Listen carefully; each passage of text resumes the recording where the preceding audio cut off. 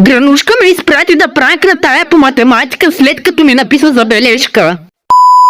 Обаче сега трябва да сме много тихи, за да не ни види дъртия ковчег, за това ще нахуя през джамовете. Абе хора, тая хептене е изперкала. Има цяла стая за тероризиране. Вижте, даже от Гранушка взима примери. Ма тя верно му зърна. Ана, откъде го удари то спримат? Не трябваше ли да си с почупени крака вече на тая възраст? Има дъскалица. Няма дъскалица! Има дъскалица, много бърза при това, найко. Вижте глигана грозен розов. Та е мала барабани, айде да посвирим. Алелелеле, да дойдоха любовта ви. Хубаво, айде по същество. Сега с какво да я пранкна? Еми чудесно, ще изкъртя телевизора от 90-те, за да не може да си гледа турските сапунки. Айде, казвай чао на Айше.